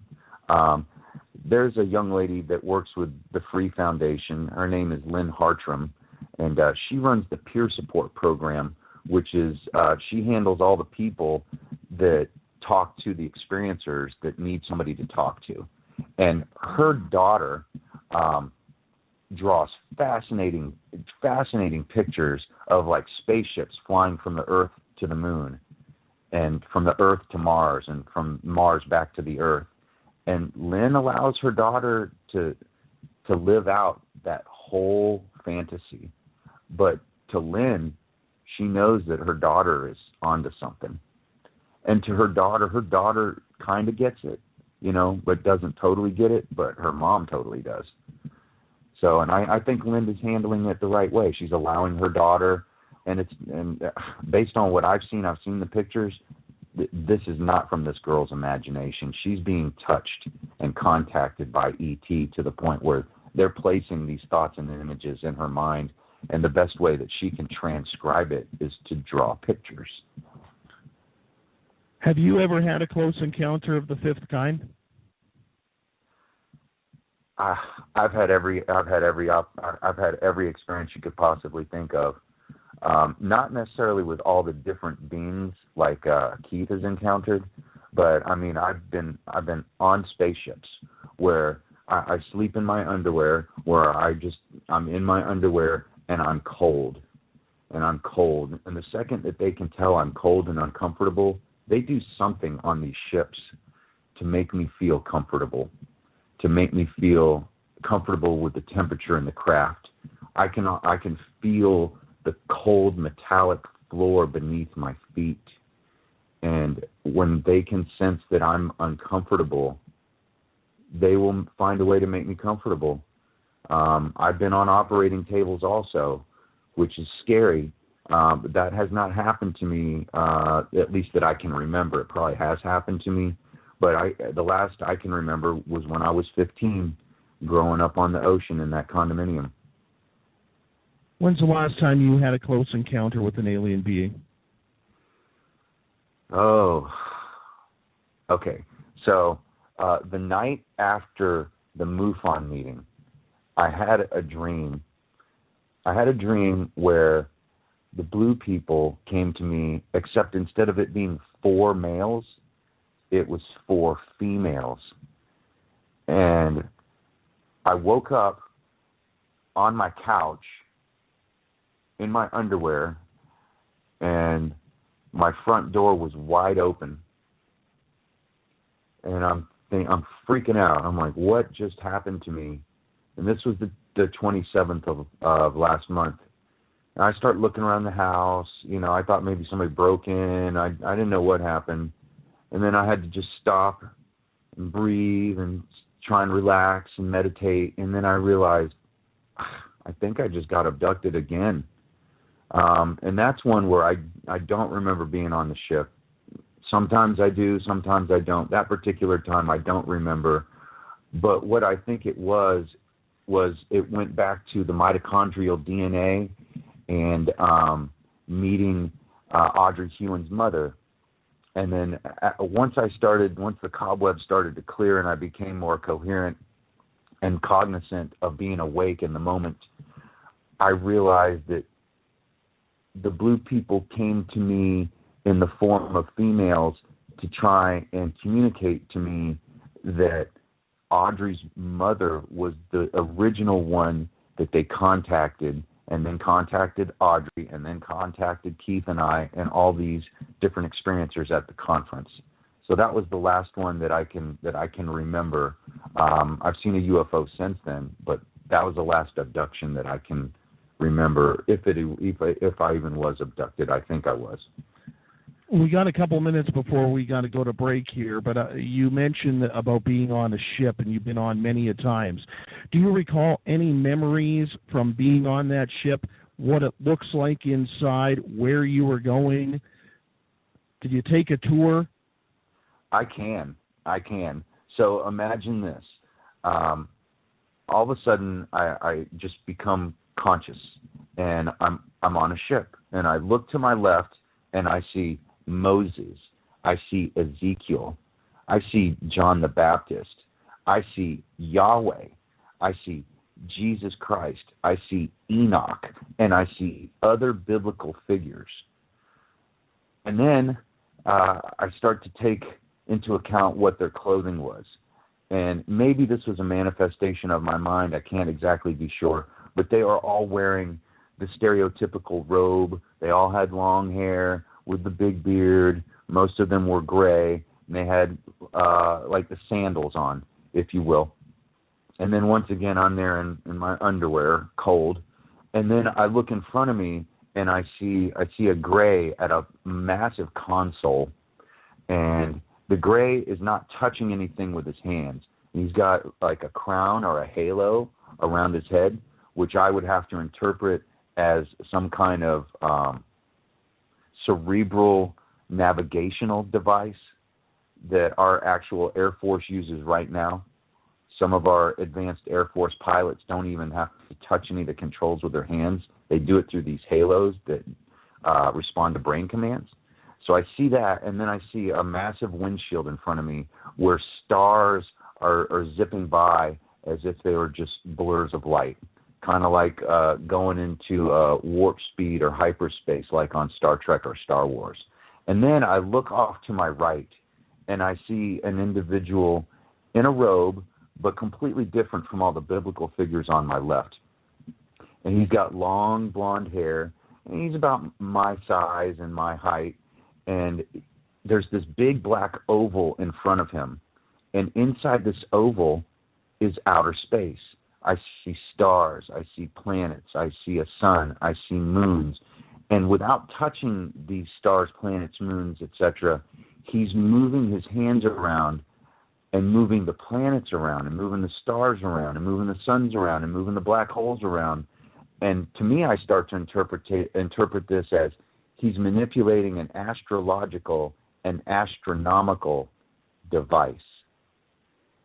And this is blowing my mind. And he would move all the stars and everything around, and then kind of like on the movie Minority Report, he would kind of move his hand real quick, and then another constellation of stars would pop into the frame. And then he'd move all those around, and then he'd whip his hand aside, and then a constellation or even a galaxy of stars would pop up, and he'd start moving all those around. And now I'm really focusing only on him. And I'm watching what he's doing. I'm watching him move these planets around. And then while I'm on the ship, the phrase written in the stars pops into my mind. And I basically believe he was manipulating time by moving the stars and the planets around. And I can feel him acknowledge that I'm staring at him. So he just stops. He just stops what he's doing, and he looks over his shoulder, and he looks at me, and he's smiling. And he's about 19 years old, blonde hair, blue eyes, young. He looked about 19 years old, and I get a good look at him, and it turned out that he was me. That he was me when I was 19 years old. Wow. That's exactly what I looked like. If it wasn't me, then it was a manifestation of me to make me think that I was looking at my higher alien self, I guess. Wow. Yeah. I have had, I'm going to mention this right before we go to our final break here, John. I have had something similar to that where not on a spaceship, but in a dream state, and I am someone who very rarely remembers my dream, but this one was vivid. I actually met myself on a different timeline. My wife and I met, in my dream, my wife and I were on a different timeline where I met myself. And I will tell you, on this side, I try to be a very peaceful, loving, helping type person, but I was absolutely pure evil on that other timeline. It was one of the scariest dreams I have ever had. And I don't know if I'll ever have that opportunity to see that again. I hope I don't. But I do believe in what you were saying and seeing yourself up on that ship. That totally just brought that memory right back to me. Wow. Yeah. John, I'm going to get you to hold on for one final break here. We're into our final break of the night. You're listening to Spaced Out Radio. During our break, while you're listening to the commercials, check out our new look website, spacedoutradio.com. I want to know what you think. You can message me on Twitter. You can message me on Facebook. Let me know what you think of our new look website. We made it a lot easier to navigate. There's some really cool things coming up for you, too. You're listening to Spaced Out Radio. I am your host, Dave Scott. We'll be right back. Want to find out what's coming up on the Spaced Out Radio Network? Go to spacedoutradio.com, where you can find our daily list of shows and guests appearing throughout the week. Want to tell us your story? Be sure to sign up for the Spaced Out Forum for free. Maybe you have a psychic question. Drop in and say hi to Catherine in Cat's Corner. spacedoutradio.com, your 24-hour source for UFOs, ghosts, conspiracies, and more. Check it out today. Are you one of many who's had a UFO or ET experience? Listen up. The AZ UFO show is on every Sunday night at 7 on the Spaced Out Radio Network. We talk about UFO sightings across the globe, conspiracy theories, government cover-ups, and more with me, Rich Giordano. I want you to know what's going on in the skies above you, so tune in to the AZ UFO show on Spaced Out Radio Network, on spacedoutradio.com, right before Spaced Out Weekend. Our show is literally out of this world. Visit purpleplates.com today. For over 40 years, the Purple Energy Plates have been delivering amazing results for their many customers. Inspired by the great genius Nikola Tesla, the harmony, healing, and energetic effects of the plates have proven over and over to be beneficial and often miraculous to thousands of customers. With their money-back guarantee and the many benefits, how can you afford not to get one? Check their site for daily specials and choose from their many energy products. You won't be sorry. Visit them today at purpleplates.com for mind, body, and spirit, and expect a miracle. You hear footsteps in the empty room above you. A rocking chair begins rocking by itself. Don't be afraid of the things that go bump in the night. Reach for Spirit Storybox, the iPhone app the Huffington Post UK called the only ghost hunting app you will ever need. Spirit Storybox. The spirits are telling their stories. Are you listening? Brand new discovery beats NASA. This is Patrick Webster Small bringing you the Webster Phenomena every Monday night at 8 p.m. And you know what we're going to do? We're going to talk about amazing stuff, have amazing guests. That's all there is, man. You know the rest. Says ET's up in the sky. I'm going to tell you which way and why. And we're going to have a little combo about these ETs in the sky. We're going to chill. This is Patrick Webster Small, and I'll be seeing you every Monday night at 8 p.m. Pacific Time. Write it down on Spaced Out Radio. Is the 24-hour world starting to wear you down? Let me from Reiki and Readings lend you a hand. Hi, this is Jolene, and if you're in need of Reiki or a realm reading, come to my website, rivuletrr.wix.com/rivuletrr&r, and let us help you out. At Rivulet, I specialize in healing your body, mind, and soul, no matter where you are. And be sure to check out the Rivulet R&R Facebook page for your best deals. Remember, it's time for you to make some time for you. Hi there, this is Jim Tyson, host of Spaced Out Weekend. When you've had a busy week and you're just wanting to chill out and relax, how about listening into my show? That's right, Spaced Out Weekend. I focus on the paranormal, the arcane. I even dip into the techie side of things and much, much more. And I would love for you to come in and check it out. Remember, Spaced Out Radio goes 7 days a week. Dave Scott, Monday through Friday, and me, Jim Tyson, rolling through the weekends.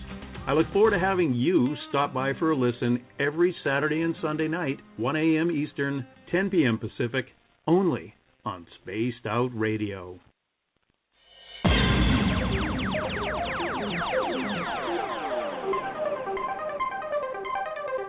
Missed most of tonight's show? Don't worry, you didn't miss a thing. You can head to our website where you can download the podcast at spacedoutradio.com.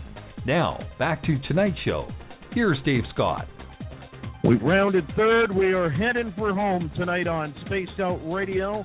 Hope you like the new look website at spacedoutradio.com. Tomorrow night on the show, Sherry Edwards will be with us as we are going to be talking about sound healing. It's a new topic for me, new topic for most of you. We're going to find out how sound can help us heal our bodies, minds, and souls. I'm kind of interested in that one. After all, I do like a good Reiki session every now and again. Hey, if you want to follow us on Twitter, you could do so at Spaced Out Radio. You could give our Facebook page a like, Spaced Out Radio Show. You can also ask to join our Spaced Out Radio group as well as Podcast Central. On Instagram, I can be followed at Dave Scott, SOR, and you can now join and subscribe to our YouTube channel, Spaced Out Radio Show, where our archives are going to be downloaded. Some of them already are. Our website, once again, is spacedoutradio.com. For the final time tonight, we bring in Reverend John Polk. He is part of the Free Experiencers group. Dino has a question for you, going back to what we were talking about earlier in regards to the creation of God being an alien race. And his question is, so why is it that they let all of this war and evil go on? Do they have no control of their own creation? And why would they not do anything to interfere? Another brilliant question, Dino. Any planet is going to go through times of peace and is going to go through times of war. And, you know, right now, is our country at war? Well, you know, yes and no. Sometimes things got to get very dark before they can become light again. Sometimes you got to go through a lot of negative experiences before the positive can surface again. And it's an astute observation you bring up. You know, the state of the world is not as good as we may want it to be right now. But I do honestly believe that there will be light in the darkness, that we will persevere, that we will come together as the most important race on this planet, the human race, and come together and usher in this closure together and do it with and in conjunction with the right faction of aliens, a faction of aliens that wants to bring us enlightenment instead of wanting to bring us slavery. So it's a good question, and when you go through dark periods of time, it often happens for a very prolonged period of time. It does. And then when it's over, and usually that brings about positive change for a prolonged period of time.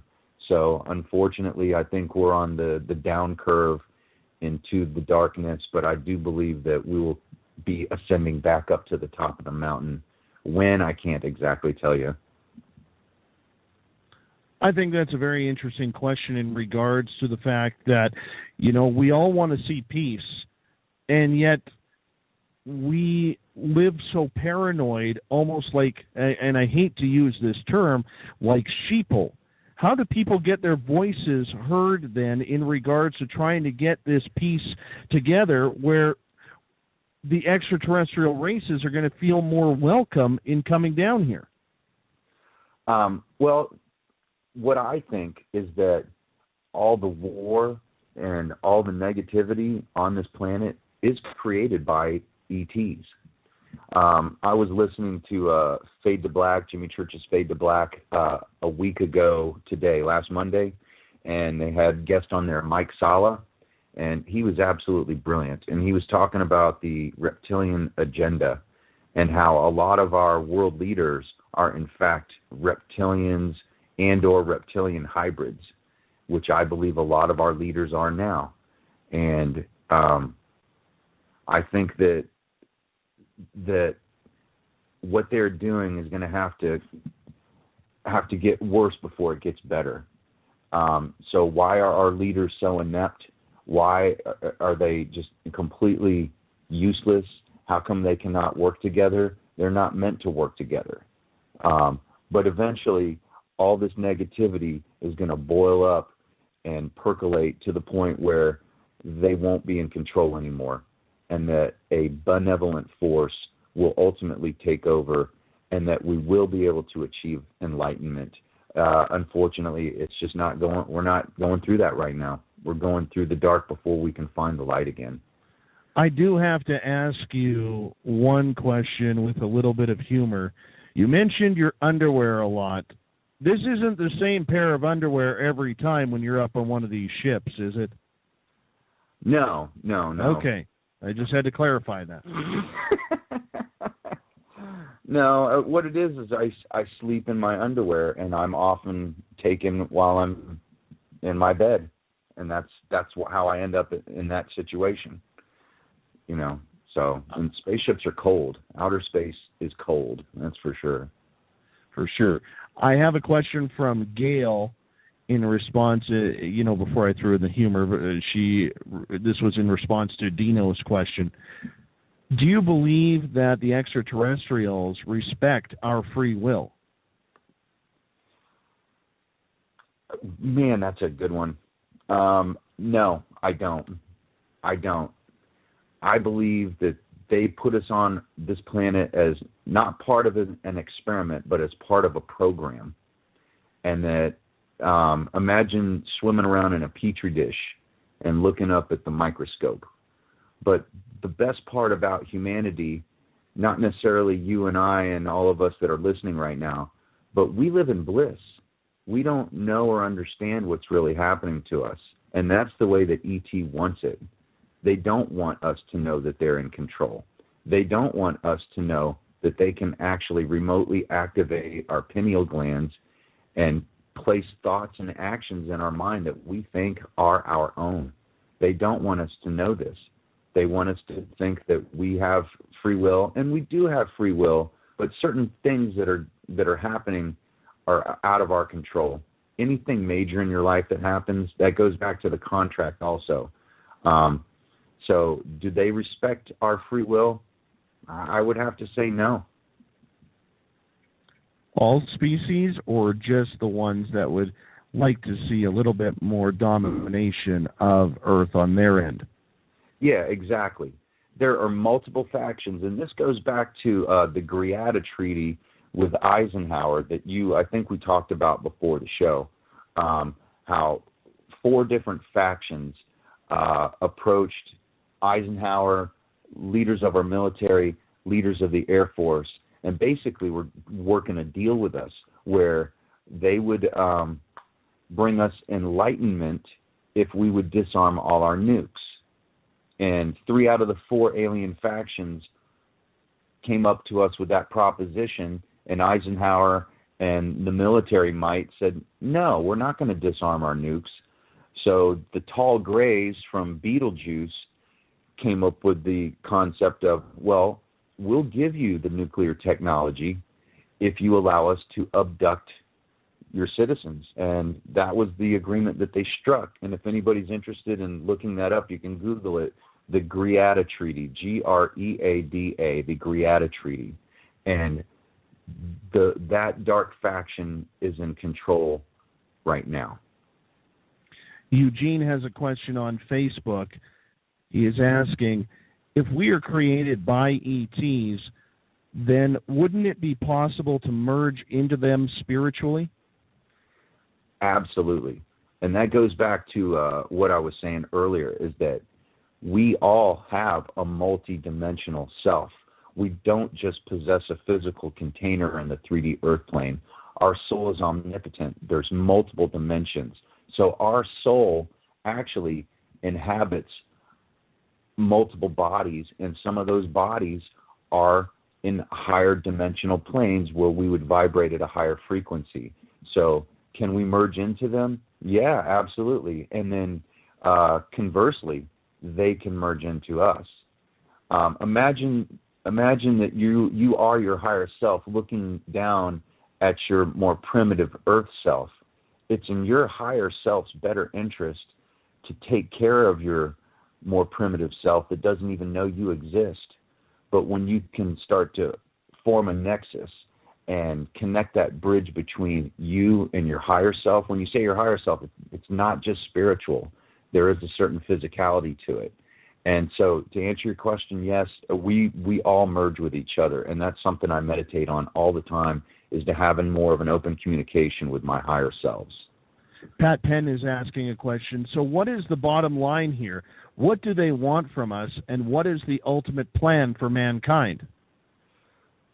The ultimate answer for that is the universal God consciousness is really the only one who has a definitive answer to that. What I believe is that just like we go through reincarnation, some lives are going to be good, some lives are not going to be good. That's what we're going through right now. And ultimately, I believe that we'll go through the muck and the mire and get drugged through the mud, and eventually we will achieve enlightenment.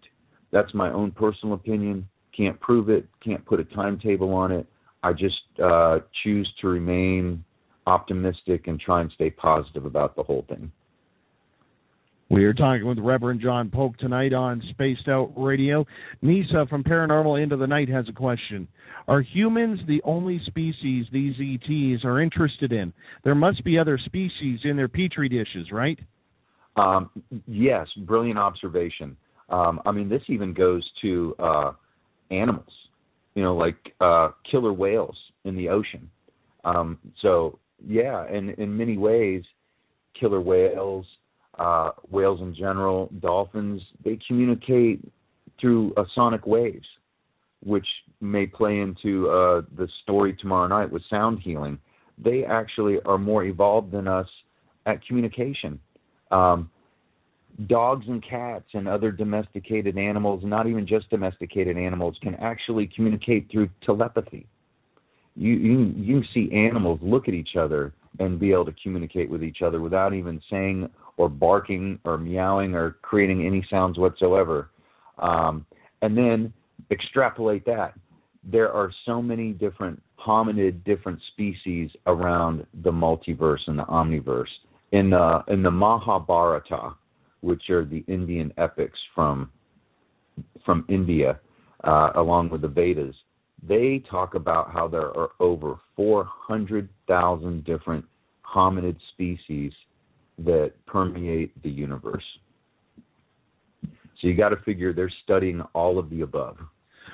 John, how does this then play in with so many stories that we hear of animal and mainly cattle mutilations? That's another good question also. One healthy blood cell from a healthy cow can be turned into perhaps 100,000 clones. So what food do humans consume more than anything else on this planet? Cows. From their beef to their milk, which turns into, of course, milk and cheese and milk and cheese products.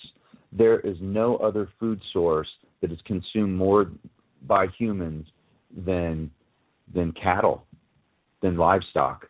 So a bunch of reasons that I believe they do it. They do it for disease testing because pathogens, viruses, and bacteria can be cross-pollinated throughout different species.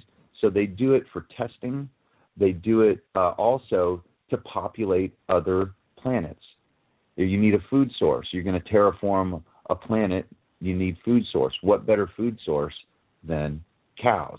And that's another reason that they're doing it. And also they take the different parts from them, like their eyes, their ears, their tongues. They drain all of their blood out of the bodies.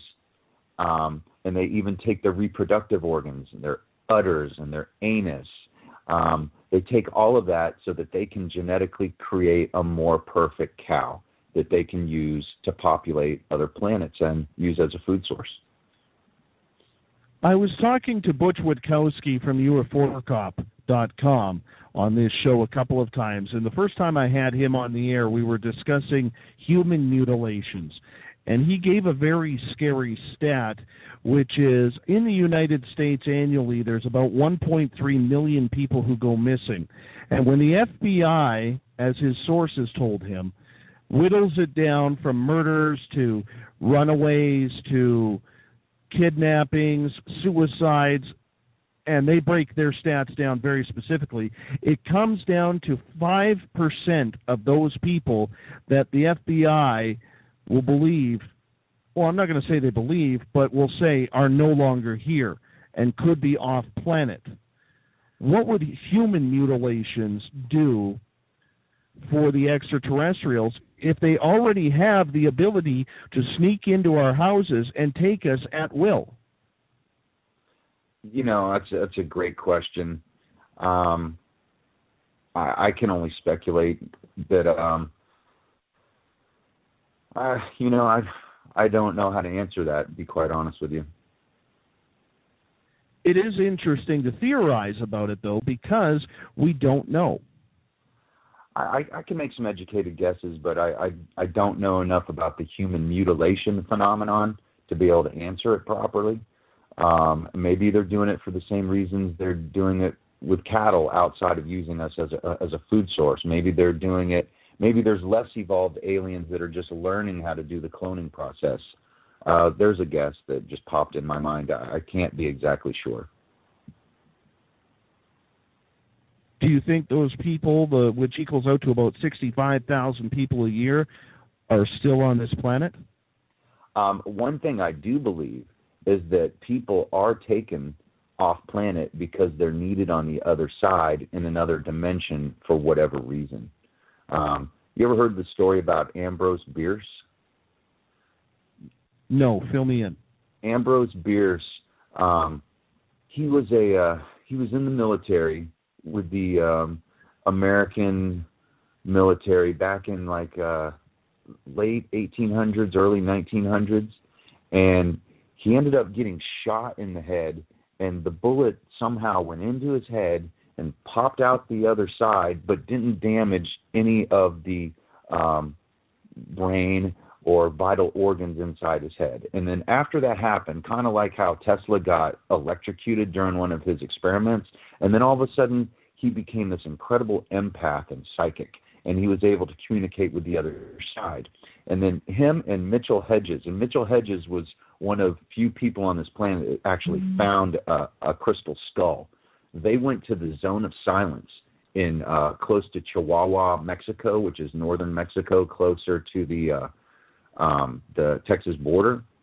And Ambrose Bierce wrote a letter to his secretary stating that he's going to embark on a journey that he will not return from. And him and Mitchell Hedges were never seen from again. And I believe that they were needed on the other side and taken to another space-time dimension for whatever reason. And I think that a lot of people that come up missing, like in Nome, Alaska. Nome, Alaska has like 1/10 of the population of Juneau, Alaska, the capital of Alaska, and has 10 times more missing persons cases than Juneau does. And I think that there's a space-time portal there in Nome where ETs often will show up under the guise of looking like an owl and will take them, and they're needed on the other side for whatever reason. I believe that phenomenon has been going on forever. What does the loss of Dr. Edgar Mitchell mean to not only free but to ET experiencers around the world? You know, he was a pioneer in his time. I was told by somebody, we'll leave nameless, but when he was on the moon and others, I'll leave nameless, were on the moon, that they could see artifacts as far as the eye could see. And that they were told, you know, unless you value your wife and your kids, you're not going to talk about this. You will not talk about this. So I believe when he passed, and one of my talking points is that I went to Alien Snowfest, and the very first day I was there, that's when he passed, which was on, I believe, February the 5th of this year. And on February the 8th, I got home around midnight or something, and I was tired, and I thought I would be able to go to sleep, and I couldn't sleep. So I sat up and meditated, and it was 2:48 in the morning, and I start to receive a download from Dr. Edgar Mitchell. And this happens to me a lot, that spirits that are in limbo and are waiting to go to the other side will actually come to me and ask me to help them to cross over to the other side. And then I employ archangels to help them cross over. But what he told me before he crossed over is that he probably had a year or two left in him, but he was needed on the other side to usher in disclosure the right way through the right benevolent faction of extraterrestrials. And so him and others from around the country and around the world, not necessarily, people that landed on the moon, but just other light workers like himself, were going to pass away earlier than they thought they would, because their soul is needed on the other side to do light work to help us on this planet. Do you think we'll see another astronaut as prominent as him step forward in the ET disclosure argument? I think so. As people get close to dying, they're starting to come forward. Here's an example. I made some notes on this. Ben Rich. Ben Rich was the CEO of Lockheed Skunk Works before it became Lockheed Martin. And he was on his deathbed, I think within the last year or two, and he just came right out and said, we used UFO technology to be able to create the craft that we fly in today. But he waited until right before he died to come forth with this announcement.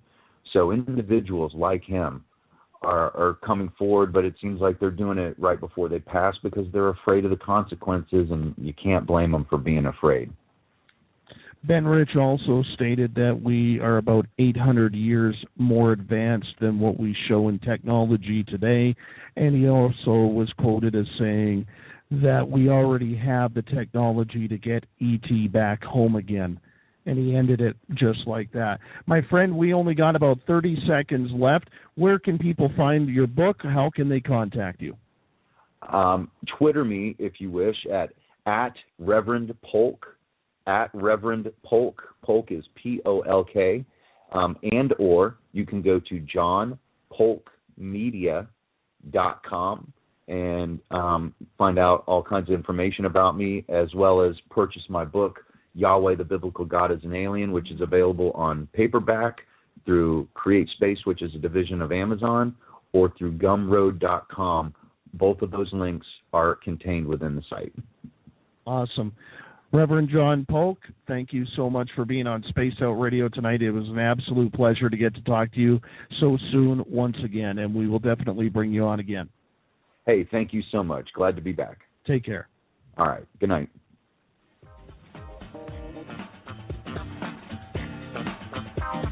Do you have a topic or guest you'd like to hear on Spaced Out Radio? Email us, dave@spacedoutradio.com. Send us a quick message on Twitter @SpacedOutRadio, or a message on our Facebook page, Spaced Out Radio. Once again, here's Dave Scott. And once again, I want to thank Reverend John Polk for being on Spaced Out Radio. Second time in about 3 months we've had him on. His stories are incredible. And you know what? Next time we bring him on, we're going to get him to give us some live examples from people that he has talked to about their stories. It's time to start spreading the stories that are out there of ordinary people just like you and I. Hey, tomorrow night on the show, we are going to talk with Sherry Edwards. We're going to be talking sound healing. It's going to be great. I'm looking forward to learning something tomorrow night. That's what we do this show for, is to learn. That way we all get a little bit smarter, a little bit better. I want to say thank you to everyone in the Spaced Out Radio chat room, at Paranormal Into the Night and Paranormal Forum for tuning into us tonight. Thank you so much for being with us. We will be moving to Spreaker soon, I promise. Hopefully test shows this week. Remember, you can follow us on Twitter @Spaced Out Radio, on Facebook, Spaced Out Radio Show, on Instagram, Dave Scott, SOR. And, of course, check out our new look website, spacedoutradio.com, and download some Bumblefoot music as well. It's pretty damn good. Hey, I'll be back in the hot seat in 22 hours. I hope you'll be in the chat rooms or have your ears tuned in to Spaced Out Radio. Thank you so much for joining us tonight. Always a privilege to be your host of the night. Take care.